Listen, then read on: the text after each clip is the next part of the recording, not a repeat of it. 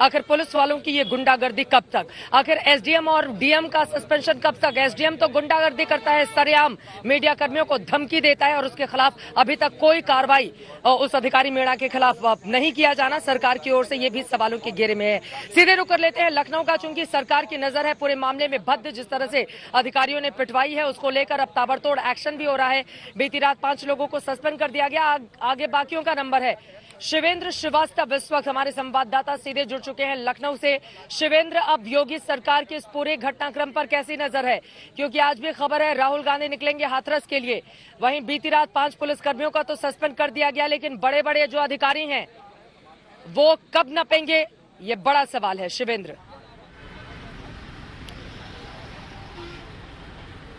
देखिए चित्रा, ये बड़ी चुनौती है योगी सरकार के लिए कि जिस तरह से अधिकारियों ने भद पिटाई है और जिस तरह से उन्होंने गलत तरीके से क्रिमिनेशन किया, पुलिस ने हाथापाई की, लोगों को रोका, पॉलिटिकल प्रेशर बना, इन सब चीजों को मिला करके सारा कुछ सरकार के ऊपर जिम्मा आता है। और सरकार का कहना यह है कि वो किसी न किसी तरीके से इस पूरे मामले में ऐसा मैसेज देंगे, इतनी सख्त कार्रवाई की जाएगी कि लोग याद रखेंगे। लेकिन अभी तक ऐसी कोई कार्रवाई दिखती नहीं है। डिप्टी एसपी और तमाम पुलिस वाले जो सस्पेंड किए गए हैं वो छोटी कड़ी हैं। इस पूरे मामले में बड़े किसी अधिकारी के आदेश के बगैर कानून के विरुद्ध रात के अंधेरे में इस तरह से क्रिमिनेशन नहीं हो सकता, ये सारे लोग जानते हैं। और ऐसी क्या स्थिति थी जिसके चलते इस तरह की हरकत की गई कि परिवार वालों को भी मिलने नहीं दिया गया। इसीलिए सरकार के सामने चुनौती है कि लोगों को ये चीज समझा पाए, कम्युनिकेट कर पाए। हालांकि जो डैमेज होना था वो हो गया, इसीलिए बीजेपी के तमाम नेता भी सरकार को कह रहे हैं कि उनकी तरफ से कमी हो गई। उमा भारती हो चाहे साध्वी हो, सब दोनों लोग ये बात साफ तौर पर कह चुके हैं। इसीलिए एसआईटी बनाई गई। 2 दिन की जांच के बाद ये एक्शन हुआ। लेकिन हम आपको बता दें कि हमारे सूत्र बताते हैं कि इस पूरे मामले में जो नार्को टेस्ट करने का आदेश दिया गया है उसके पीछे की मंशा बहुत अलग है, क्योंकि सूत्रों के मुताबिक कुछ न कुछ इसमें ऐसा है जो कि सरकार दूसरे तरीके से अब पेश करना चाहती है। और आप देखिएगा आने वाले वक्त में कुछ न कुछ ऐसा सामने निकल के जरूर आएगा जिससे इस केस का रुख पलटेगा, क्योंकि हमारे सूत्रों के मुताबिक तमाम ऐसी चीजें सरकार खामियां दिखाना चाहती है जिससे इस केस में कुछ और ऐसी बातें आएंगी जिससे पीड़ित परिवार है उसी के ऊपर सवाल उठ जाएं। आप वक्त लगेगा इस चीज को सामने आने में, लेकिन ये जरूर होगा। और यही सरकार की मंशा है और यही प्रशासन है जिसकी इस तरह की हरकतों की वजह से ही तमाम बदनामी होती है। और हर बार पता चलता है कि बड़ी घटना के बाद जांच, एसआईटी, तमाम सख्त एक्शन लेने की बात होती है, लेकिन नतीजा कुछ नहीं निकलता। और ये मामले में अधिकारियों की लापरवाही भरे रवैये की वजह से किरकिरी और भद्द पिटवा चुकी है सरकार।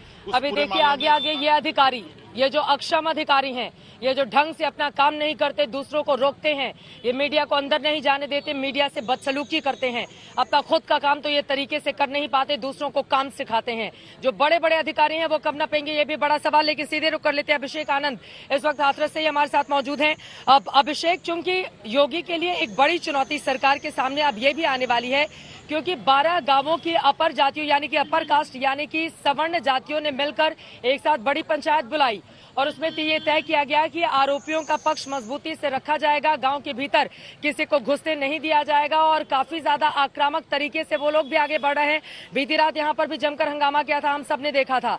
तो ये एक और मुसीबत लेकर सामने आ रहा है, ये जिस तरह की पंचायत, उसमें गुपचुप फैसला और आगे जिस तरह का एक्शन ये लोग करना चाहते हैं। जी बिल्कुल चित्रा, करीब 300 से 400 के करीब लोग थे। बुलगढ़ी गांव से कुछ ही दूर पे भगाना विलेज है, वहां पर ये लोग इकट्ठा हुए थे। कल शाम को जब मैं इनके पास पहुंचा तो काफी आक्रामक थे, काफी मान मनवल के बाद ये बात करने को तैयार हुए थे। इनका इरादा ये था कि मीडिया को अंदर नहीं आने देंगे, किसी से बात नहीं करेंगे। लेकिन बात की हमने, बात करने के बाद जिस तरह की चीजें इन लोगों ने बताई, वो एक पूरा संगठन बना करके धरने पर बैठने की प्लानिंग कर रहे हैं। एक संगठित तौर पे अक्यूज्ड फैमिली को सपोर्ट देने के लिए सीधे सीधे कह रहे हैं कि उनको फंसाया गया है। उनके पास सबूत है कि उनको फंसाया गया है, कोई आरोपी वहां पर नहीं था तो कोई आरोपी यहां पर नहीं था। एक पूरा संगठित रूप से ये धरना देने की प्लानिंग कर रहे हैं, ये साफ साफ उन लोगों ने बता दिया है। प्रशासन जब ये मीटिंग हो रही थी उस वक्त नहीं रोक पाया, अब जब धरना देंगे और जब इसको लेकर के आगे बढ़ेंगे, जब उन्होंने साफ कहा है कि वो सीबीआई इंक्वायरी चाहते हैं, नार्को टेस्ट चाहते हैं, तमाम चीजें उन लोगों ने कही है, अब देखना है कि प्रशासन इस तरह के जो संगठित तरीके से इस केस को हैम्पर करने के इरादे से जो लोग आगे बढ़ रहे हैं उनको कैसे रोके।